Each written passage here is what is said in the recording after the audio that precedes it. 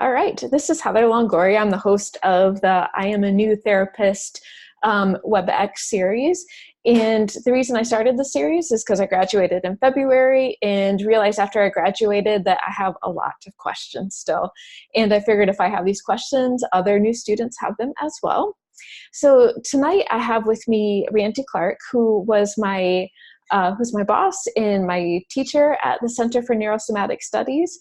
And tonight we're going to do a question lightning round. So these are questions that keep popping up as I treat people. And I feel like they're the kinds of things where a patient would say this and immediately, Randy, you would go, oh, I know what that is. So I will do my best. We'll see. All right. Anything you want to add before we get started? No, let's shoot. Okay. All right. So the first question that comes up is somebody that has a stabbing pain in their shoulder, like right here, when they either reach for something or when they grab something or when there's like a jarring motion, like they catch something. Okay. So it's only with the jarring motion. It's not all the time. It's only when they move quickly. Yeah. All right. So probably entrapment at the suprahumeral space. So either that pain is coming from the bursa bursa that is there, or the actual entrapment of like supraspinatus tendon. But what compromises the space, typically anything that can do it, but the strongest one is deltoid. That would end up compromising that space. Okay. And so you would treat that by just releasing deltoid and giving more space to that tendon. And then if you give more space to that tendon over time, it heals and quits becoming inflamed. It's the irritation isn't going to go away right away. Like it's going to take a little bit of time. I would also do a little bit of supraspinatus, just kind of to get the tension off of it to allow the process to heal a little bit quicker. But you'll have to tell them, I mean, don't expect it to be like, oh, it's a miracle. I got off the table and it's gone. Yeah. You're gonna have to keep the space open, allow it to heal, and then as the inflammation drops, you might even have them do ice or whatever, arnica, whatever kind of anti-inflammatory stuff they want to do, and that'll help speed up the process. And arnica, is that like a like lotion? A homeopathic, yeah, it's like a homeopathic. Typically, it's a lotion that they put on that's anti-inflammatory. Oh, okay, cool. And it's okay to put ice on it, even though it's possibly a tendon that's like getting aggravated? Yeah, because the first thing you got to do before it really starts to heal is you got to cut down a little bit of that inflammation. Okay. Okay, that makes sense. And is there a way to know if it's like the long head of the biceps that's getting aggravated or the supraspinatus tendon? Because can they both get compromised in that AC joint space? They can. And so you got to, whenever the space gets compromised, the supraspinatus tendon is larger. So it's more likely to get entrapped just because it's bigger. I see. But it certainly could be long-headed bicep, especially if they're like internally rotated at the same time. Like if you see a big internal rotation and you have that issue, you should certainly want to address long-headed bicep. Okay. And is that just because it brings that tendon more underneath the AC joint? It does. And it just puts extra tension on it. So it's almost like it's going around a corner and then another corner. And so it's just that twists, it makes it more likely to get irritated. Okay. See, I knew you'd know.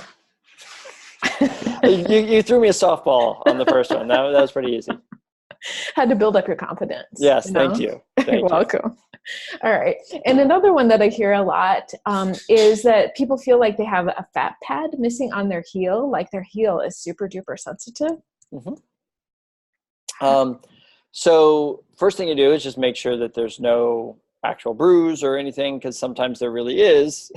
So look for discoloration, anything like that, to make sure they haven't like stepped on a stone or something where they would have actually created a bruise. But most of the time it's not. Most of the time there's really two muscles that I would treat for that. Typically either soleus, which has a referral right down there, or the quadratus plantae. Okay. Both of those have the ability to give you that bruised heel feeling. And so, and both pretty strong. So I'm not even sure if I would say one is more likely than the other, it's probably 50-50, whether it's soleus or quadratus plantae. And can the fat pad over time just like wear down? Like if you're in your 70s, is it normal to have like a sore heel, or you really think it's muscular usually? It's mostly muscular. Okay. The answer is yes, you can lose subcutaneous fat. 70 is not that old, Okay. right? If you're 95, I would maybe take a look. But you know, we work with a guy who's 74 and is, that there's no way that fat pad's smaller on him than it has been. A lot of times they just blame it on that. But it really is soleus or quadratus plantae. Yeah. Well, and to your point, like some 74-year-olds, there can be like a 20-year difference in 74-year-olds, I've noticed. Absolutely, they can. Yes, they can. So what was it? Who was I talking to today? One of my patients. I was walking him back, and he was talking about just being active as an older person, and how you just never stop kind of finding something new, doing something like that. He's like, some people just turn 30 and then walk around for the rest of their life. He's like like they just reach a certain age and then they just stop, and he's 88 and still out there running around doing stuff and trying new things and inventing things, and right, like, so how he just weird it is that some people just reach an age and they're like, okay, I'm done. And so the goal is, and he's a very active 88-year-old that is, like his complaint was he had some right side of his lower back that was bothering him, and I'm like, so when does it bother you, and like how does it bother you? He's like, right around mile 4 of my hike. It starts to lock up on me, and I really can't make it more than 5 miles. I'm like, all right, that's a great complaint to have at 88 years old. No kidding. Let's see if we can get you more, right? Like, and that's the idea, is that there's no reason to stop that. There's no reason to stop living and doing and all of that. And that's so awesome. There's just so many people that just make, and it's such a choice. It's such a choice to do that. So. Yeah. And I just keep going back to that article I read about the power of the mind, and like that one study they did with like the milk drink. That one group, they gave the health tonic. They called it a health tonic. One group, they said it's a milkshake. The people who drank the milkshake had a higher insulin response. It's like our brain, if we tell our bodies, we're just getting old. Yeah, you're going to get old. You got to watch your language. That is something you do, I mean, have to talk to your patients about. Is I think Paul was talking about that the other day with the lady making all the noise. Yeah. Right. Like you're programming yourself, right? And you can program yourself to exercise. Oh, every time I exercise, I get hurt. Right. Then you stop. And then of course you're going to that soreness that one person would feel and go, oh, that's great. That soreness, I'm getting stronger. The other man goes, oh, I'm hurt. And it has a completely different response in their body. Yeah. It sends that cascade of fear and everything. Yep, and all the chemicals that follow it. Yeah, it's fascinating. So one other question on the feet that I've heard a lot is people that their feet hurt when they wake up in the morning. Does that usually denote something in particular? That's not as simple. Okay. Right, it's not as simple. I would look at age, I would look at activity level. That a lot of times if it's both feet, and it's not like one spot on their foot, it's like, oh, just my feet are sore when I wake up. Yeah. I would definitely look at circulatory patterns. Is that can be just a circulation issue. Now that circulation issue can come because the lower leg is too tight and it's cutting off some of the stuff, or it could just come because they are diabetic, or it could come because, there's a lot of different things. That's almost kind of the first signs of neuropathy. And so we would definitely jump in and try to create circulation. And what I'll do sometimes is give them either stretches, exercises, something to do lower leg and foot, or even like one of those little spiky balls you can roll your foot on. Oh, yeah. And have them do that right before they go to bed. Oh, okay. The idea being trying to spark that circulation, and try to keep it going throughout the night much better, because it's just like it's not removing waste products quick enough. It's not necessarily that it's not getting the oxygen and all that to it. It's that waste products, when they build up, create soreness. And they're neurostimulants, like hyaluronic acid, lactic acid are neurostimulants. So it makes the nerves more sensitive. So there's something making the nerves on their feet more sensitive when they wake up in the morning. And usually it's that the waste product hasn't been being pulled out properly. Okay. So it could be possibly lymph or something too. Could be lymph, right? Which is part of the, I consider lymph part of the circulatory system. Yeah, right. Yeah. Okay. Just making that connection in my own brain. Okay. Let's see. Okay. I think this is another easy one, but if somebody says their knees hurt when they're climbing steps or running, is that usually indication for quads? So up or down? Are they going upstairs or going downstairs? Because there's two different things, right? And so like I had a guy just yesterday, downstairs was his issue. And then what I saw is he had a little bit of a bend in his knee when he was standing, like it wasn't fully extending. Actually, on both knees, but one knee worse. And then when he lied on the table, it still didn't extend. Like when I didn't put a bolster under, it was still bent. Asked him about it. He was able to pull up a MRI report.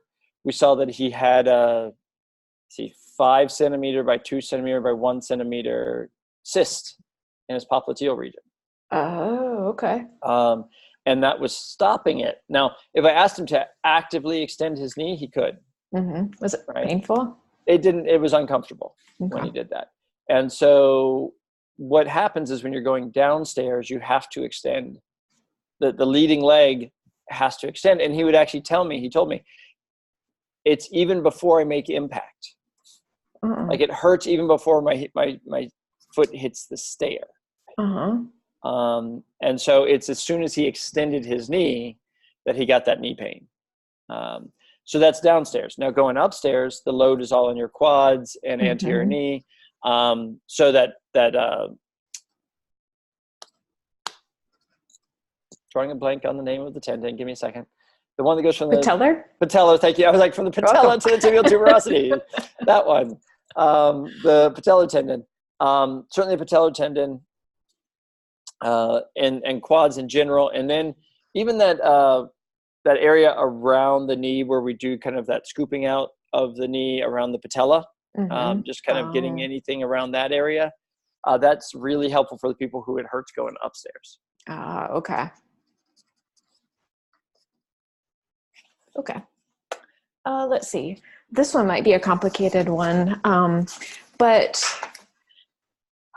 as a new therapist, it's hard for me to understand at what point one of my patients needs surgery. Because like when I first started, I had so many people come in with like shoulder pain and they thought that they had like a rotator cuff injury and stuff. And I would treat them and they would get a little bit better, but it never like fully went away. And it's like, I don't know at what point I'm like, and my therapy is not working for you. You should go and get an MRI or an X-ray. So in hips too, I had some hip patients too.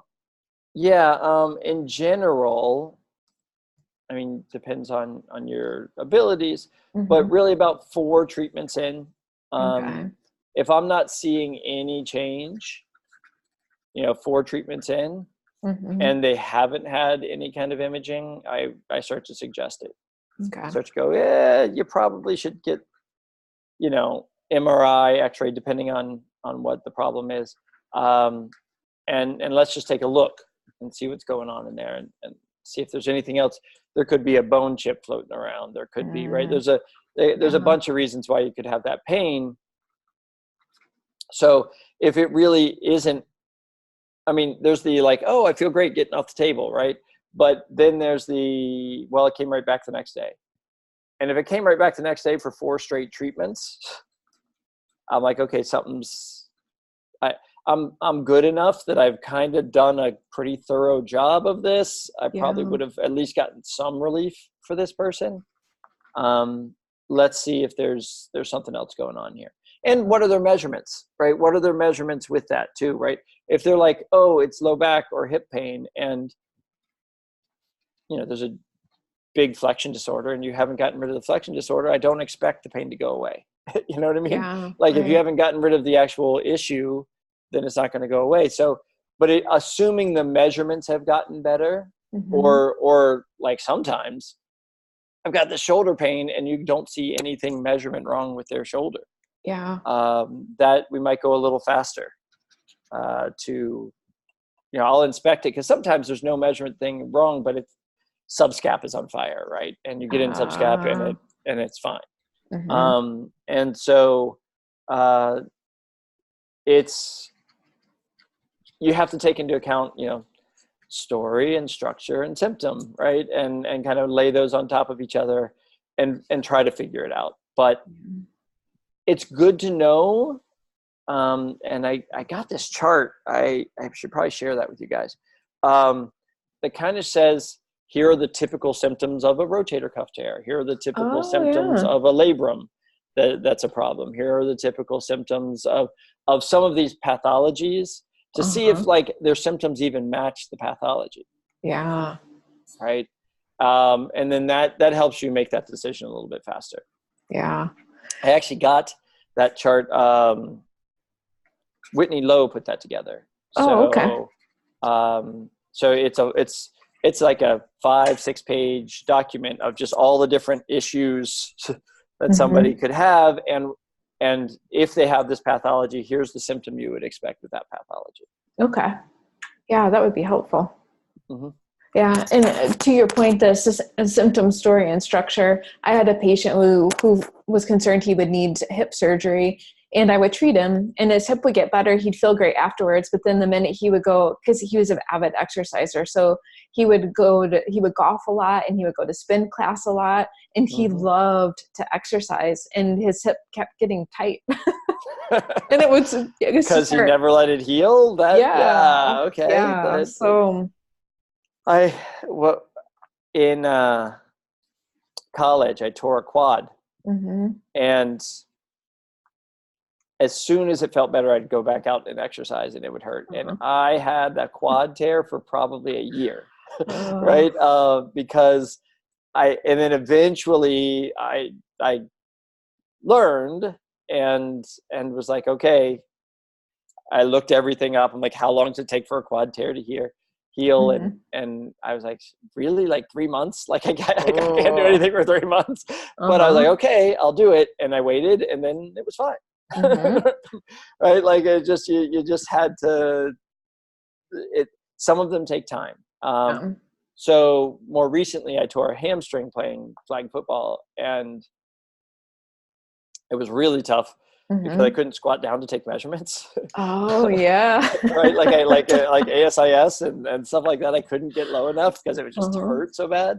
I actually had people coming in and taking those measurements for me so I could still treat. But I recognized it, and I just laid off. And in 6 to 8 weeks, I was able to go back and exercise and be fine. Yeah. But had I gone back in 4 weeks, I would have retorn it and then had to start the process over again, and that sort of thing. So you get that with the people who can't stop exercising. So why was it 3 months to heal a quad tear, but 6 to 8 weeks for a hamstring tear? Just the severity of the tear. I really tore the quad pretty good. Yeah, I see. And when it you was say all tear, bruised up, and it was all like it's like an actual one of the muscle fibers tears, or yeah. It was trying to kick field goals in flag football, actually. Totally worth it. Yeah, totally worth it. Totally worth it. Oh, that's awesome. Okay. And then anterior hip crease pain. So people are always pointing at their groin, and like right where the hip ends, that's where it hurts. Is that? So you're talking about like right at the ASIS? Right underneath it. Right underneath it. Yeah. Okay. So if they're pointing underneath and medial, that's the typical place of the. I'll have them get an X-ray, because that's where they're going to point if the cartilage is worn down in the bone. Oh, okay. Okay. But if they're directly under the ASIS, then you're thinking AIIS, which is of course rec fem, Okay. which is what I will do there. TFL can sometimes give you that same sensation. Okay.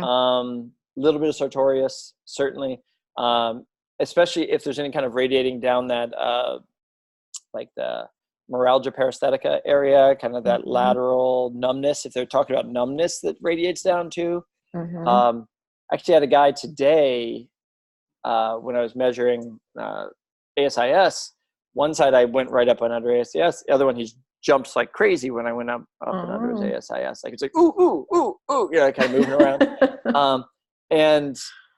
And so it turns out the exact opposite. Like he had 7 degrees of flexion on the side that was fine, and he had 0 degrees of flexion on the side that was jumpy. And so it actually was taut.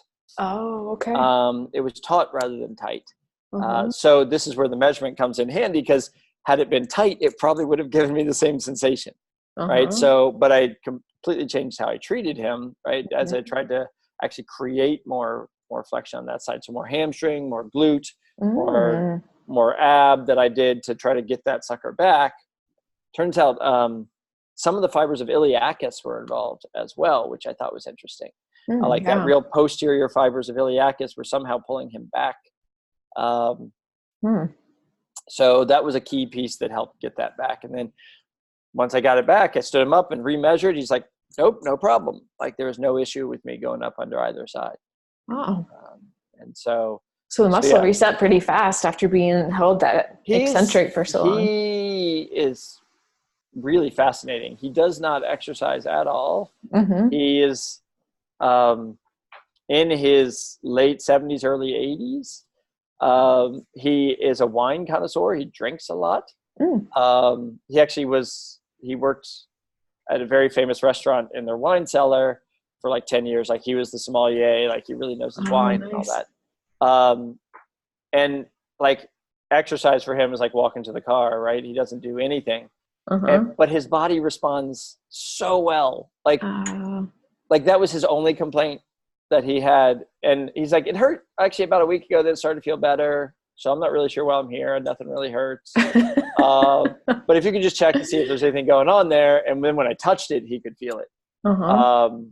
But no, his body just like, and it responds like a child's. Like it is like I don't know what kind of genetics this guy has, but or if he's just super relaxed and chill because he seems from all like that wine. Guy. Yeah. But he and I mean it'd been 7 months since we'd seen him. And I was like, all right, well, we'll see you in like 7 more months because you'll hurt yourself in some other way. like he doesn't need any, like one treatment was plenty for him and he's done. Man, nice. So just a weird, like bodies are different. Yeah. Man. So true. so no rhyme or reason why he should be that good, but he is. Yeah. I mean, I've noticed that with my patients that get massaged regularly, like their bodies are like, they're so used to massage and they're like, oh, settle right back into place pretty quickly. Boop, but done. Yeah, every 7 months though. Yeah. Good for him. Yeah.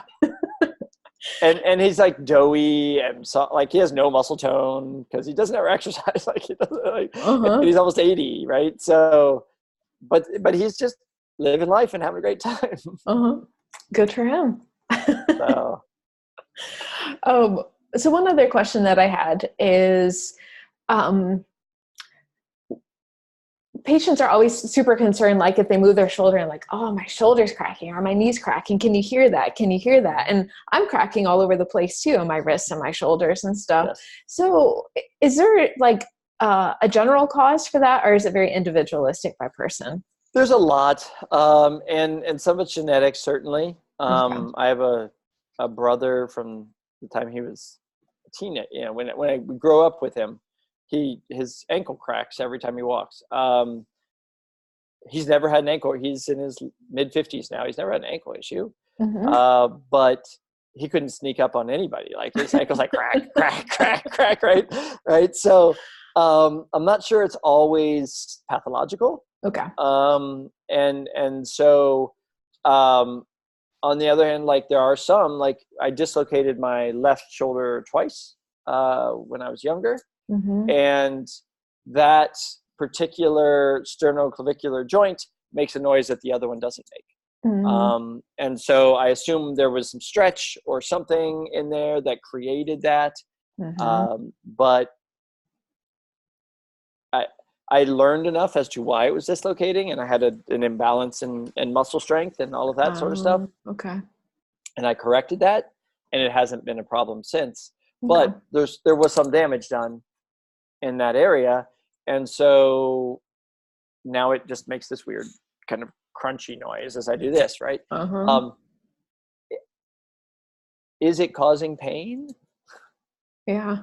That's kind of the question I kind of follow up with. When it cracks, does it hurt? No? Okay, you're just loud. Okay. Right? Okay. And you'll see your crepitus in knees and all of that stuff.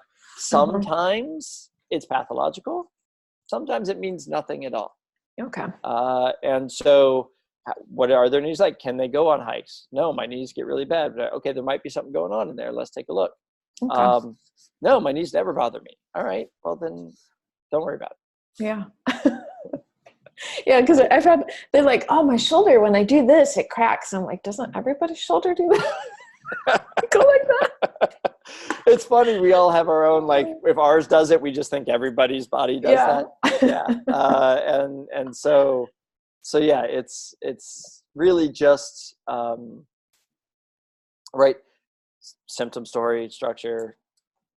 Does it look like that joint's not sitting like the other joint? Yeah. Right. Is there pain with it? Is there a history of trauma to that particular area? Right. Those are questions you might ask to try to figure that out. But a lot of times I end up telling them, well, it makes noise. Okay. It's fine. Stop worrying about it. Yeah. Right. That's what's going to hurt you. Yeah. The worrying about it is going to hurt you way more than whatever that thing is. All right. That's good. All right. So that puts us at our 30 minutes. Fantastic. So yeah. Fast. Yeah. Past 30 minutes. I like the lightning round. Thank you. Yeah, absolutely. If you want to do it again sometime, I'd love to do it. You didn't get me with any real hard ones. Maybe you could step up the game a little bit. Get me something a little tougher. We can try that again. All right. I'll put my thinking cap on. All right, Heather. It was good talking to you. You too. Thanks, Randy. All right. Bye-bye. Bye.